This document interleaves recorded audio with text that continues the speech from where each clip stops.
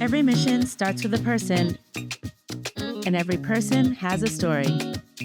Join us as we sit with leaders across East and Southern Africa to hear how defining moments planted them firmly in the purpose that drives them. This is Rooted, a podcast from the Leader Collective at Bloodwater. Hi, everyone, and welcome back to Rooted, a podcast from the Leader Collective at Bloodwater. I am your host, Nadia Kist, and I'm so glad you're back for another conversation with one of our partner leaders. Our guest today is a visionary whose life and work are deeply rooted in a purpose born out of faith in action. Ephy Imbali is the founder and executive director of Community Asset Building and Development Action, or CABDA, a community-led organization committed to improving the lives of children and youth and women in Western Kenya. She has been a leader at work to advance community development and social impact for more than 30 years. And I have had the privilege and the honor of knowing Ephy and seeing her mission lived out firsthand for 18 of those years. Ephy's passion for community development started early. She's one of 12 siblings, and it was early on from her own personal story that she learned what resilience looks like and how much communities rely on collective responsibility to get through hard seasons. She went on to study social work and community development and began her career working with international NGOs. While these roles gave her valuable experience, they also revealed something very important. When solutions are driven from outside the community, ownership is limited and long-term sustainability suffers. She's a strong advocate for approaches rooted in trust, respect for local knowledge, and the effective use of community assets. And she believes that small, community-led initiatives can create ripple effects that lead to broader transformation. These are just some of the many reasons why Bloodwater awarded Ephy with the 2024 Leader of the Year Award, celebrating her outstanding visionary leadership. Outside of work, she loves spending time with her family. She mentors young people. And really, just everything that Ephy does keeps people at the center of lasting transformation and change. Ephy, welcome. It's an honor to have you here with us today.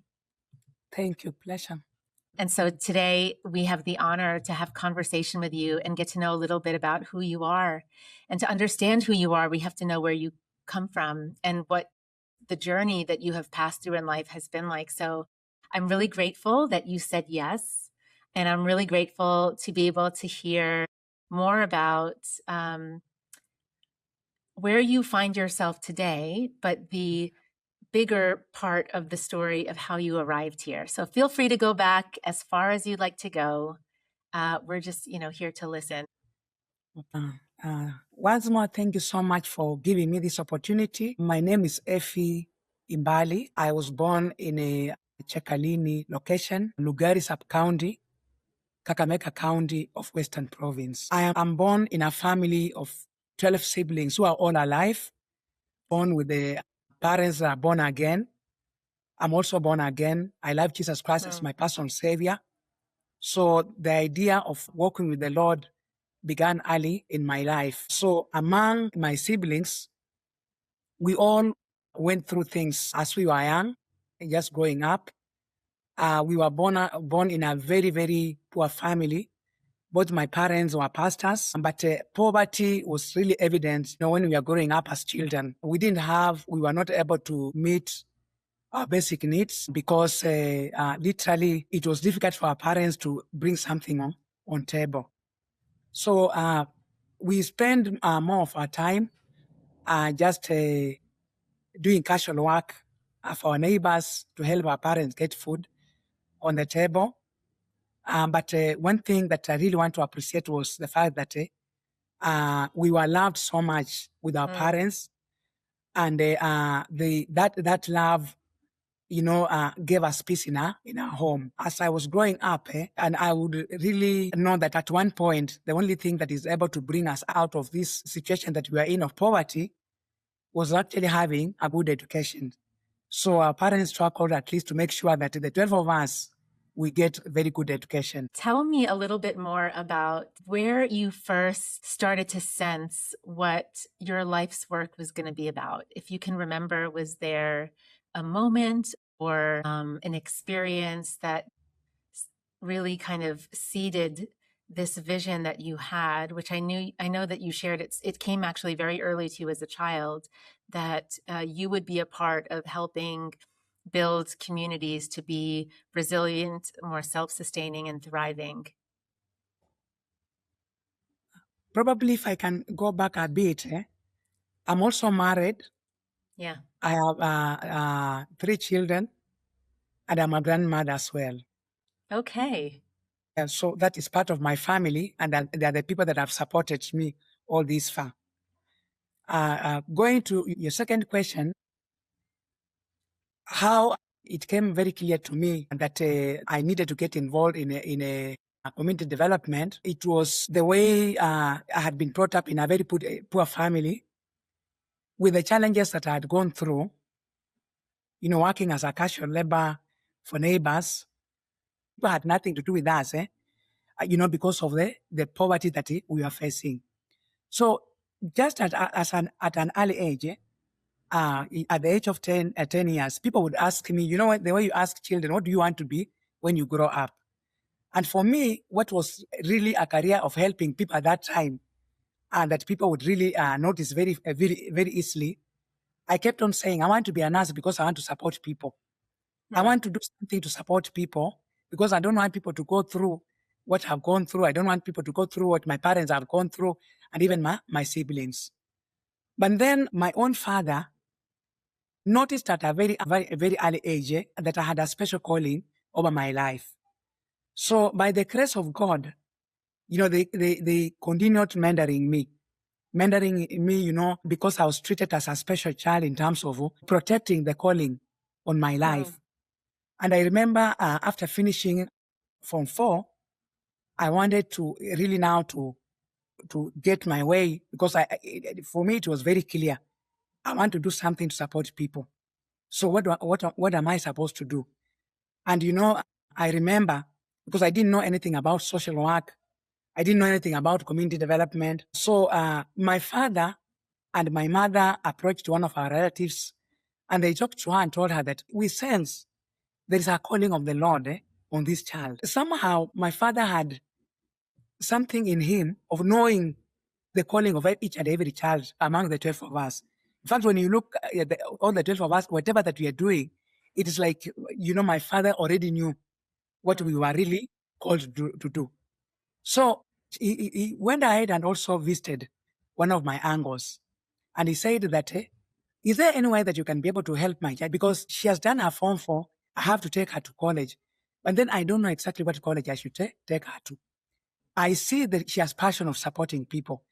You see her serving her very well, taking care of other children very well. So there's a call on her life, but I don't know what to do. So it's when my uncle, who had heard about social work, and the wife had also done social work, and for him, he was also involved in development work. He said, there is a college that trains social workers. I think what you're describing to me is what Ephy can be able to do for me, is able to do. So I think it would be good for you to take up an interview to do in a college of social work, and they do also community development, so that she can be able to do something to reach people. So good enough, after being introduced to social work, I was so at peace. I really felt that this is where I want to be. So I went for a diploma for 2 years. That was in Kopjoy. I finished 2 years of diploma in social work, and then immediately there was a missionary from UK who was known as John Patrick, who was working for a local NGO. Then he took me in as a volunteer, just to volunteer on the women's program. So when I was doing voluntary work, he got me a sponsorship from Church Mission Society, and was able to take me for a training. So when I completed my degree, he told me that we are not able to pay you here anything. If you want to continue volunteering, that's okay. But then in the process, I was able to come across another organization who were able to give me a job as a field officer, which was an international organization. And of course, for me, I was at peace. And that's the time now I was touching lives of children, lives of women, because we are providing water in schools. We are providing income generating activities for women in groups.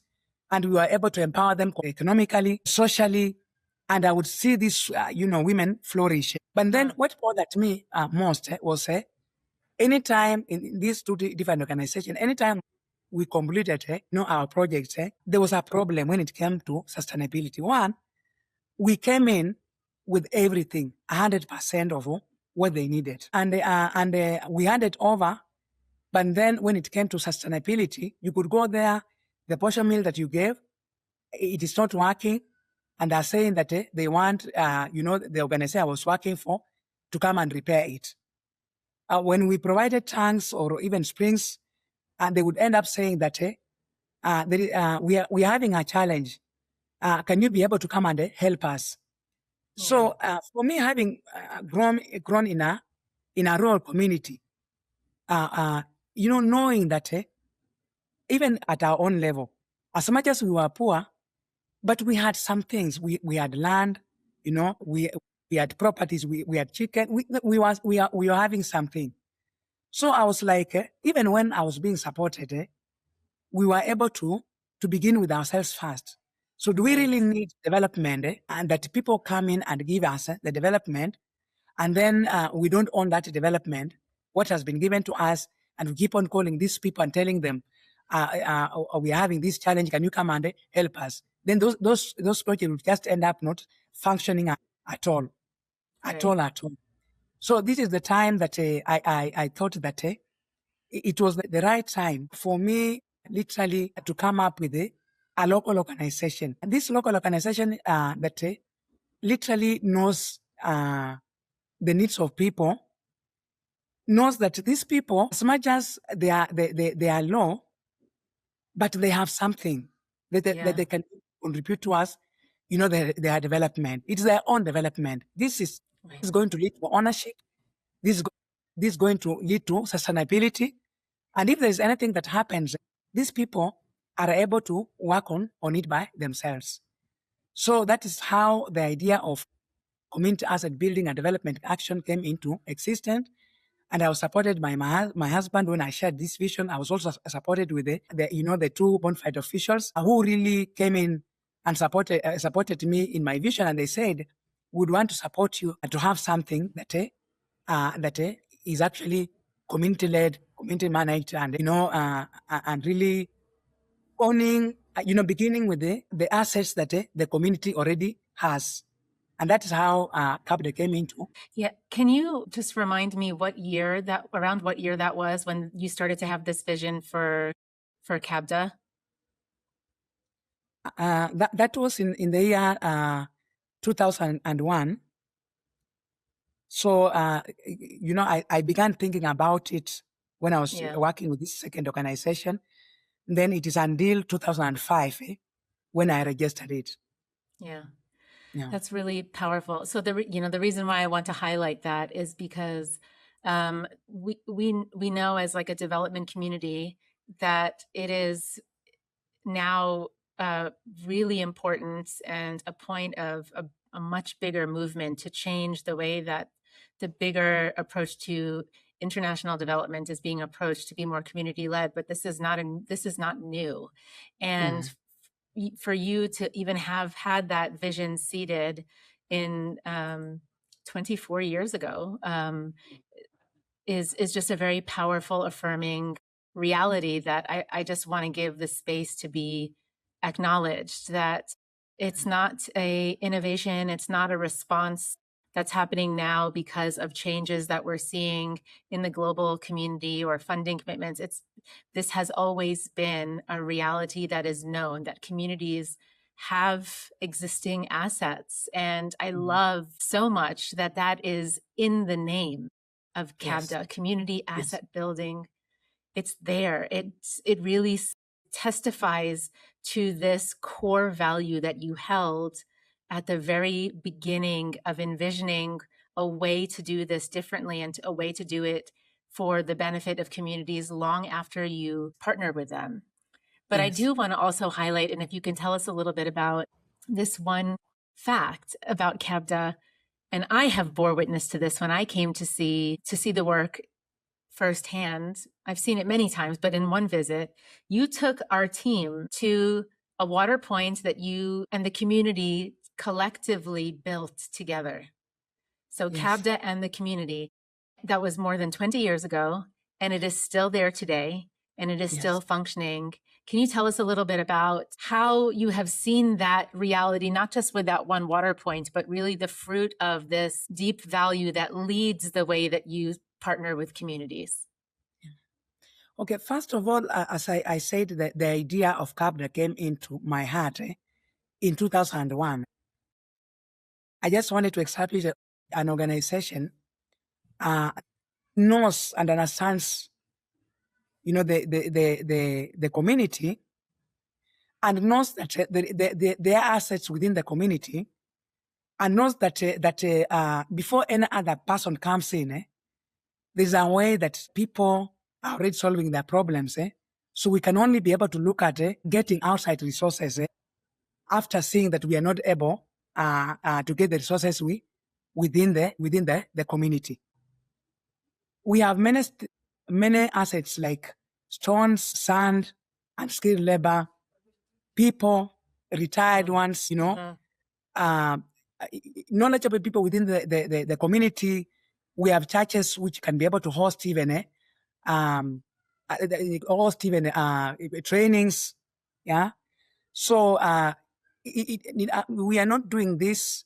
We didn't begin doing this for anything, because literally, then we would have closed even when COVID-19 came in, when the stop work order came in. But we are still continuing because it is community driven. In fact, the spring that we protected, it was a contribution from the community that was in Kakamega East, which is still there. Yeah. The spring, which also the community contributed all available materials, including food, because food they had to feed the artisans, local available materials like sand, ballast, labor, unskilled labor, fetching water even when the construction was going on. And then the board of directors, including the bona fide officials, we contributed the little that we had, the little money that we had, to be able to pay even and then we set up, we helped them to set up a committee. They did it by themselves. We trained them, the committee, on how to manage that spring, operational maintenance. We were able to hand over this particular spring to the community. That was 20 years ago. And this particular spring, it is still serving people.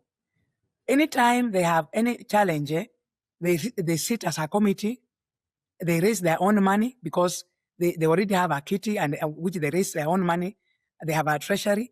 Then after doing that, they call in skilled labor, repairs it, and then they pay by themselves after even buying materials by themselves. And this is not the only one. We've been able to construct over 100 springs, protected them. We've been able to do rainwater harvesting. We've been able to drill boreholes. And indeed, one of the strengths we have as an organization is literally building very strong community systems and structures that the communities are able by themselves to make sure that they manage their own development or water resources or anything they do, they manage by themselves. And of course, you find that even the people that are being supported, they are also grouped in their own groups. They have their own groups. They do their savings at their own level. Even whether they are poor or not poor, but they keep aside some little money, saving that money and also lending it.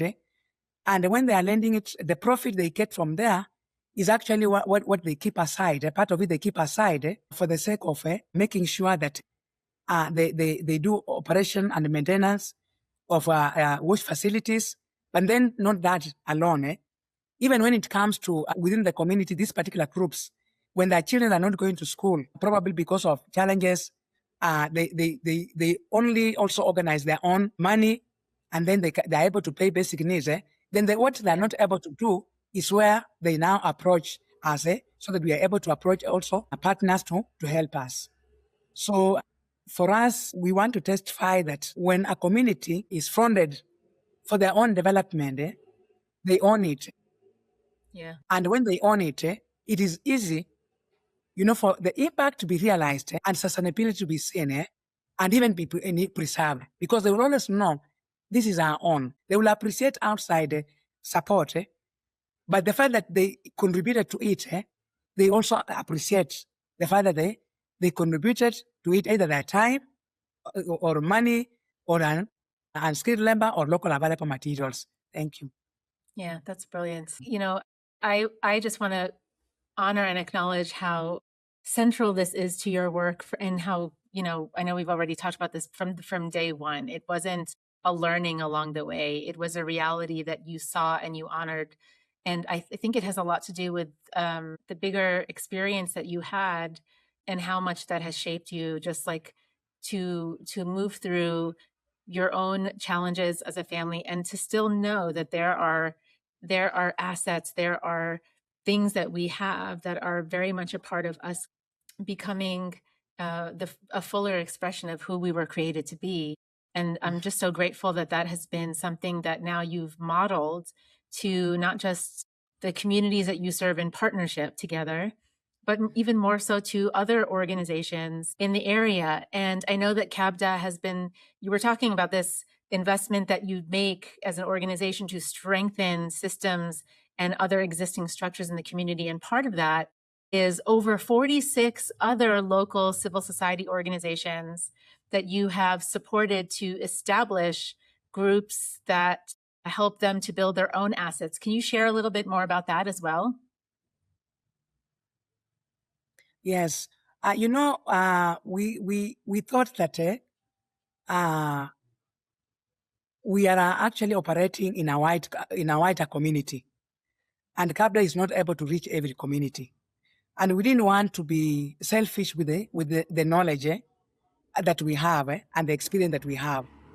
So literally in all communities that we are working in the entire Kakamega County, in Busia, in Vihiga, what we have actually done is to empower some of these organizations by, just at our own level, with our own knowledge, just helping them to strengthen their own systems, just helping them to strengthen their own structures, and actually allowing them to register as either CBOs or NGOs or self-help groups.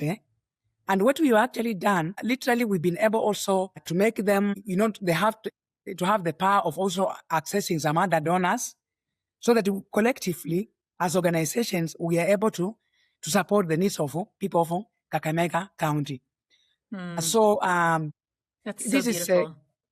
We have been able to support over 46 civil society organizations, and not just that. We've also been able to help, because the counties that we are working in, and particularly where we are based in Kakamega County, the county government of Kakamega recognizes that there is something unique about CABDA when it comes to their way of addressing challenges within the communities. And literally, we were able to help them to develop policy on community health systems. And it's because of this policy that the county government of Kakamega are now paying the community health volunteers, including the ones for CABDA and even for their own.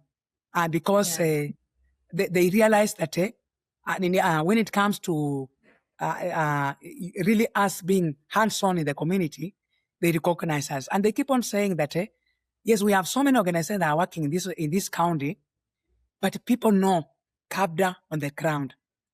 People can talk about CABDA on the ground. Yeah, I know that part of this, the longevity that you have experienced as a leader and the whole team that you lead at CABDA, to be able to stay the course for more than 20 years institutionally is a testament to doing the deeper, harder work that is actually leaving a legacy of real transformation and social change. And more so than I'm sure you've seen, and I know we've talked about it together, that there are initiatives that have come, but they have not lasted. And institutions or partners that have come in and then they're gone. And you have really laid a legacy of longevity that comes out of efficacy and impact. Are there any, like, let's say, one particular significant learning that you've had along the way during that time that has changed the way that you do live out this work and live out your life the most? For me, looking at this journey about really developing and touching and transforming lives, one thing that I get to understand about development work is not about power. And development work is about, supporting the lives of people, touching the lives of people. And that's why, with this lesson, I still think that servant leadership is key for me. Sometimes it may be misunderstood. Really, if you want to make sure that you are working alongside with the people that you're supporting, is making sure that you work at their level without, making them feel that you are so powerful, you're so mighty. No. So that's one of the lessons that I've learned, remaining humble and just serving these people as we work together with them. That's really beautiful. Can you tell us a little bit about now, as a founder and a leader, how that journey has evolved in the different seasons of CABDA up until today? There's like the beginning stages, and then you continue on, you get the clarity of the work that you're doing, and there's momentum and people start joining the mission. Like, how has being a founder and leading an organization with that particular kind of a role evolved over the last 20 years? Okay, at the beginning when you're actually dreaming, people are even wondering what you are saying. So I experienced that when I was telling them that I feel that the Lord is leading me to begin an organization. Some of the people that I shared with, they were saying that this is not possible. They would refer to some organization they already know, and they would tell me that this is not going to work. So I then went to my close friends. Close friends, even when they feel some madness in you, they still trust in what you're talking about. Sure, yeah. So I had two of my close friends, I shared with them, and they said that if this is what God is calling you to do, we will support you. We may not understand it, but we will support you. I went to my husband and I shared with him, and then he told me, I'm going to support. In fact, he told me that I'm going to make sure that I give all the money that is needed for registration and everything, and I'll be able even to support when it comes to, paying the rent for your office, paying allowances for your volunteers. So he agreed to support me like that. And the very first community I went to do now a spring, they told me, Ephy, we have seen so many organizations here. They come and get money from us. They go away. How can we even trust you? So I told them, you test me. If you see me disappear with the money, then this will be a different story. But you trust me. We had already gotten funding from one donor, so we wanted them to contribute local available materials. But then they were saying, for us, this is not possible. And then there is one woman, thank God for women, who said, I think let's trust this lady. Why can't we begin by gathering the materials? You know that particular spring that you visited, Yeah. So they gathered the materials. After gathering the materials, and then what happened is they saw us bring our materials, and then the spring was protected. Then they said, now we can trust her that she did her two springs that she shared with us, and she's now able to do another spring. Now we can see. So they said the community began mobilizing materials and saying that now we can be able to work with this organization.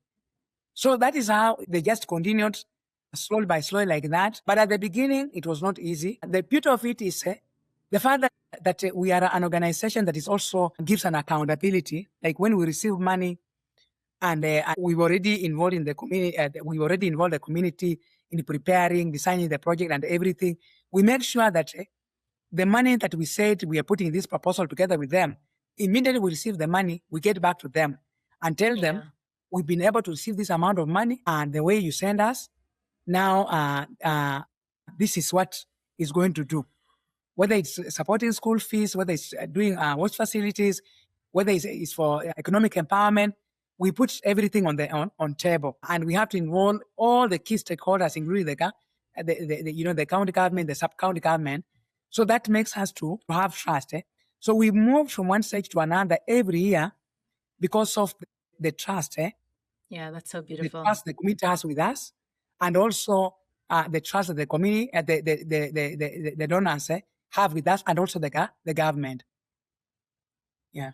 And also the trust that you share as a team, because that's also, organizations internally, without having that cohesion, that unity, that trust in one another and in the leadership, even that if you have every external partner and stakeholder together, but inside you are not together, that is also a problem. And so I know that that's something that you care about so much, building leaders, building your team. There's people that have been with you all along the way. There's new team members that join.